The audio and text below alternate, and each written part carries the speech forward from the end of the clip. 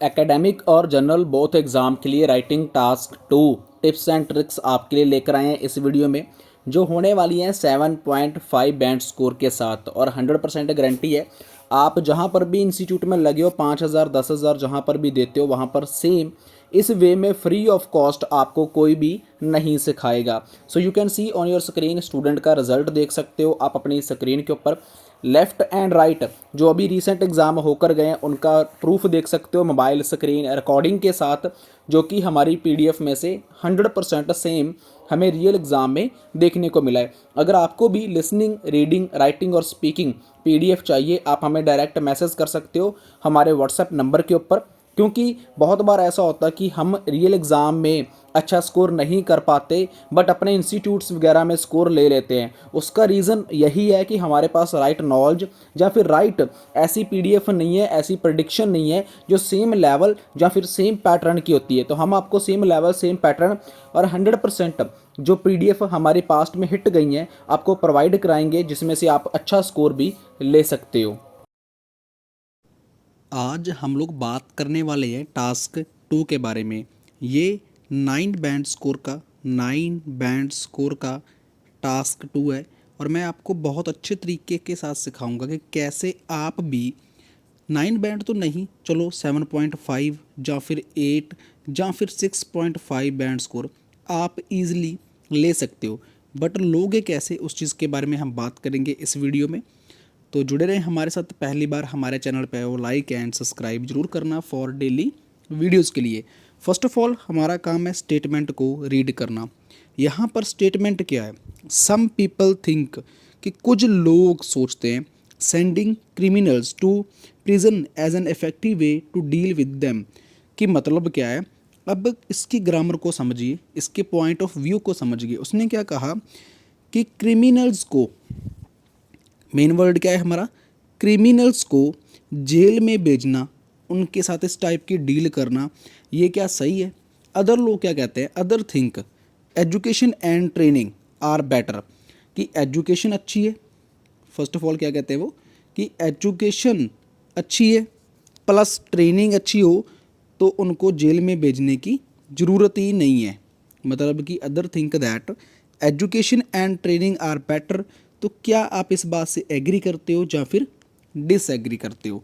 मतलब कुछ लोग तो ये कहते हैं भाई क्रिमिनल हैं, जो जो क्राइम करते हैं, मर्डर करते हैं या फिर रेप करते हैं, चाहे कुछ भी है, उनको जेल में भेज देना चाहिए। दैट्स इट, उनके लिए वही बेस्ट है। उनके साथ ऐसा बिहेवियर करना, ऐसा वे करना, डील करना उनके साथ, तो that is a good. Other क्या कहते हैं कि एजुकेशन उनको देनी चाहिए यार, उनको ट्रेनिंग देनी चाहिए कि आपके लिए एजुकेशन के साथ बंदा मैच्योर होता है। ट्रेनिंग देंगे कि अगर आप ऐसा करोगे तो आपको साथ ये चीज़ें हो सकती हैं मिस हैपनिंग। तो आपके अकॉर्डिंग हमें एग्री होना चाहिए या फिर डिसएग्री? मतलब कि अगर हम एग्री होंगे कि उनको जेल में ही भेजना चाहिए तो एग्री होना है। नहीं, दूसरे लोग कहते हैं कि उनको एजुकेशन ट्रेनिंग देनी चाहिए, तो मतलब कि मुझे डेथ से एग्री होना है जेल के पॉइंट ऑफ व्यू से। तो पहले हम इंट्रोडक्शन देते हैं, क्योंकि एग्जामिनर इंट्रोडक्शन को बहुत अच्छे तरीके से रीड करता है। एक तो होगी इंट्रोडक्शन और second is main in conclusion. ये दो चीज़ें एग्जामिनर इसको इतने अच्छे तरीके से रीड करता है, मे बी इन चीज़ों को देख कर ही वो अपने 4 बैंड तो डिसाइड कर ही लेता है कि इसको देने कितने हैं। और रह गए जो बैंड स्कोर हैं वो हमारा B1 और B2 को वो देख कर देता है। बट अब सबसे पहले हमारे लिए क्या इंपॉर्टेंट है? हमारे लिए इंपॉर्टेंट है हमारी इंट्रोडक्शन, और उससे पहले इंपॉर्टेंट है मेरे कीवर्ड्स। मेरे पास सिर्फ 3 से 4 कीवर्ड्स हैं। लाइक लोग जो क्राइम करते हैं, ठीक है।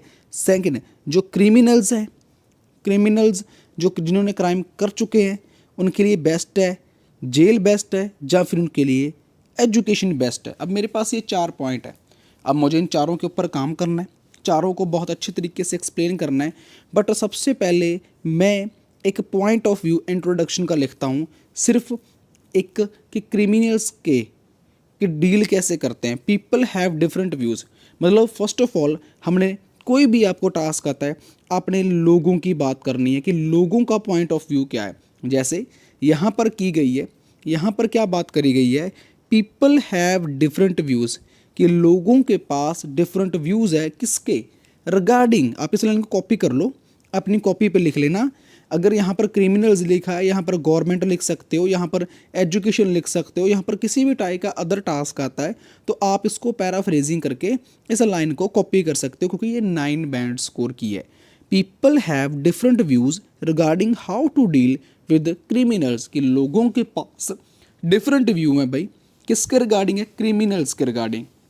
वाइल सम, कुछ लोग आर्गू करते हैं दैट, ये लाइन आप कॉपी कर सकते हो, that they should undoubtedly be sent to prison, कि कुछ लोग बिना शक के आधार के उनको जेल भेज दिया जाता है। हमें भी पता है कि बहुत लोग ऐसे भी होते हैं जिन्होंने क्राइम नहीं करा होता, उनको फंसा दिया जाता है मोस्टली, बट उनको जेल में भेज दिया जाता है। कुछ लोग कहते हैं कि उनको बी, यहाँ पर देखिए बी सेंट टू प्रिजन, अब यहाँ पर बी लगाया गया है, बी के बाद send, sent second third form लगाई गई है।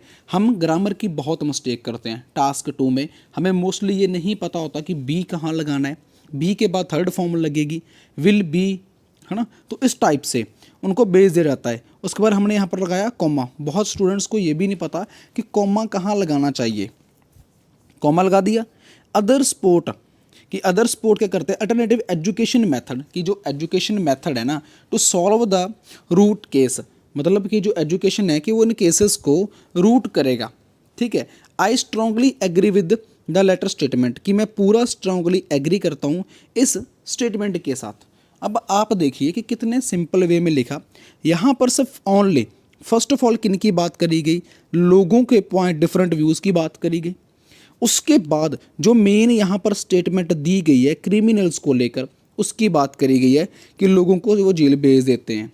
Second is other think that education and training are better, इसको किस में कैसे मोल्ड किया कि अदर स्पोर्ट अल्टरनेटिव एजुकेशन, कि अदर लोग सपोर्ट करते हैं, यहाँ पर अदर थिंक लिखा है तो यहाँ पर अदर थिंक को किस में चेंज कर दिएगा, अदर स्पोर्ट में, कि education method to solve the root cause, कि एजुकेशन है जो बेटर मेथड है कि उसको सुधारने के लिए, उसको बढ़िया करने के लिए, तो अदर्स थिंक दैट।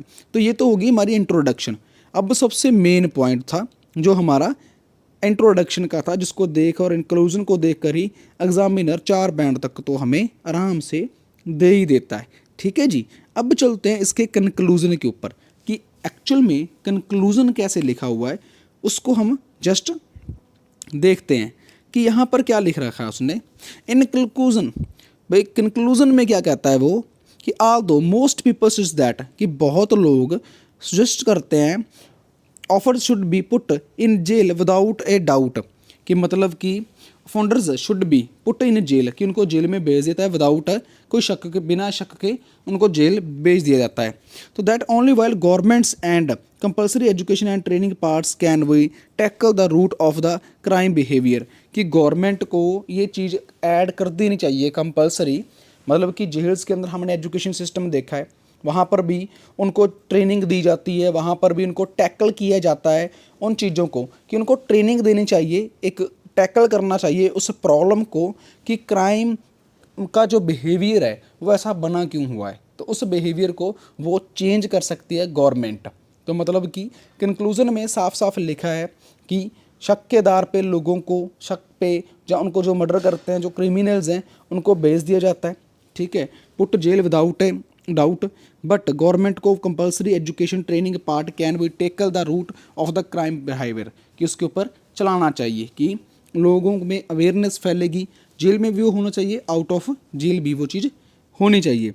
अब प्रिजन को जेल भी लिख सकते थे, प्रिजन भी लिख सकते हो, ऐसे कर कर ये चीज़ हमें हेल्प करती है हमारा डिज़ायर बैंड स्कोर लेकर आने में। अब चलो चलते हैं हम पार्ट B1 के ऊपर। अब हमारा B1 क्या है, it is believed that criminals, अब इसको भी आप कॉपी कर सकते हो इस लाइन को, कि इट इज़ बिलीव्ड दैट, यहाँ पर पूरा 100% बिलीव्ड हो, जैसे मुझे पता कि हम कहते हैं कि भगवान है, it is believed that, government कुछ भी कर सकती है, कुछ भी, it is believed that government can do anything else, तो मतलब कि विश्वास है कि गवर्नमेंट कुछ भी कर सकती है। So criminal should stay in prison as there plenty, कि जो उनको सज़ा मिली है, जो उनको प्लेंटी मिली है, जो उनको पनिशमेंट मिली है, आप पनिशमेंट भी लिख सकते हो, प्लेंटी भी लिख सकते हो, कुछ भी लिख लो, उनको मिली है, क्रिमिनल्स को स्टे करना चाहिए जेल में, ठीक है। This ordinary manner can not only reduce criminal, कि जो दे ऑर्डिनरी मैनर है ये कभी भी रिड्यूस नहीं कर सकता क्रिमिनल का incidents, but also enhance society and security. मतलब कि जो ऑर्डिनरी मैनर्स हैं वो can not reduce the criminal, society है या फिर वो सिक्योरिटी है वो रिड्यूस नहीं कर सकती क्रिमिनल्स का जो प्लान होता है, ठीक है। Furthermore most children students youngsters में in constantly imitate what they offenders do, कि मतलब कि मोस्टली चिल्ड्रन, बहुत सारे अदर चिल्ड्रन है, टीनेजर या यंगस्टर है, वो ऑफर होता है कि उनको वो उसकी तरफ खिंचाव करते हैं। जैसे कि फॉर एग्जांपल दैट अगर हम पंजाब की बात करते हैं, पंजाब में एक इंसान था ये बिश्नोई वगैरह जो भी है, हमें तो इसके बारे में चलो पता नहीं है, इसने सिद्धू मूसेवाले की रिस्पॉन्सिबिलिटी ली कि हमने इसको मरवाया। अब वो यंगस्टर में फेम बन गया, उसको जेल में लड़कियां भी मिलने गई जो सिर्फ 22, 23, 24, 25 साल की लड़कियां थी, कहती हम उसके बड़े फ़ैन हैं भाई, हम ये है वो है। तो मतलब उसको लड़कियां भी मिलने गई, यंगस्टर हैं, स्टूडेंट्स हैं, उनके ऊपर उसका क्या इफेक्ट पड़ता है उस चीज़ का, तो वो सोसाइटी में बहुत एक बुरा प्रभाव डालती है। अब यहाँ पर एक उसके बाद हमने जेल के बारे में बात करी, देन हमने उसके एक प्रॉब्लम की बात करी, प्रॉब्लम के बाद आपने देनी है example, to give clear example, ठीक है। मतलब पहले आपने किसकी बात करी, सिर्फ लोगों की बात करी, पीपल जो क्रिमिनल्स है, सॉरी हमने क्रिमिनल्स की बात करी, उसके बाद प्लस हमने प्रॉब्लम की बात करी, एक सोसाइटी की प्रॉब्लम की बात करी, देन हमने एग्जाम्पल ऐड करी। आपने भी ऐसे ही लिखना है, पहले छोटा सा क्लू देना है, देन उस प्रॉब्लम के बारे में बात करनी है, देन उसकी एक एग्जाम्पल देनी है। यहाँ पर जैसे क्लियर गिव ए एग्जाम्पल दिया गया है कि एविडेंस होता है, रेट होता है, मतलब इसमें लिखा गया एविडेंस वगैरह है, ब्रेक लॉ करते हैं उनको जेल में भेज देना चाहिए, टीनेजर्स के ऊपर बहुत बड़ा इफेक्ट पड़ता है, उनके बिहेवियर के ऊपर इफेक्ट पड़ता है, सोसाइटी है जो वो जो क्राइम है अगर होता रहेगा तो वो सोसाइटी में जो यंगस्टर हैं या फिर सोसाइटी है वो अच्छे तरीके से रह नहीं पाएगी। मतलब कि मेन मकसद हमारा टास्क 2 समझाने का ये था कि हमें B1 को कैसे लिखना है, इंट्रोडक्शन को कैसे लिखना है, कंक्लूजन को कैसे लिखना है, उस चीज़ को समझाना हमारा मेन मकसद था। तो आपने जब भी आपको टास्क 1 टास्क 2 लिखना हो, टास्क 2 खासकर इस चीज़ के बारे में, तो कुछ लाइंस मैंने आपको कॉपी करवाई हैं, उनको ज़रूर कर लेना। पहले उस चीज़ के क्रिमिनल्स के रिकॉर्ड के बारे में बात की, सेकंड दूसरे नंबर पे बात करी गई एक प्रॉब्लम्स की, और तीसरे नंबर पे क्लियर एग्जांपल दी गई, और B1 को क्लोज्ड कर दिया गया। यहाँ पर स्टार्ट किया और यहाँ पर क्लोज कर दिया गया। सेम अगर नेक्स्ट B2 देखेंगे ना, नेवर द लेस मतलब का मतलब होता है फिर भी, फिर क्या है ना, जैसे हम बोलते हैं फिर भी बताओ वट एवर है ना, तो उसको नेवर द लेस बोलते हैं।